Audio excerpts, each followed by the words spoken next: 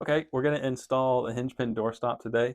So it's going to go right here on the top hinge here. So it's a great way to protect your walls and protect your doors. And it's also going to be right up high, so we're not going to have any kids getting injured. You're going to be able to not going to kick it, and you're going to be able to vacuum or clean the floors on it really easily. So the things we'll need today, of course, are the hinge pin doorstop.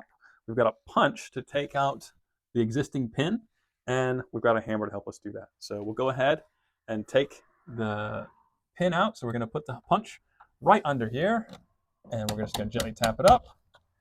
And then now we can take the pin out.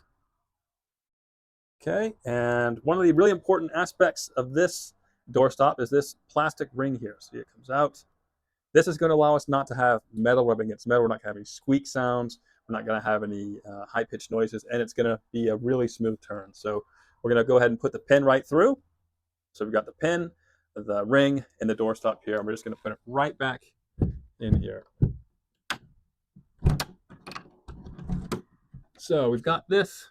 There's an adjustable screw here. So we've got this part is going to go against the door jamb here. This flush part against the door. So we've got it dialed in to where we need it here, but you can adjust it, for your doors in your house. So I'll show you just how it's going to work here.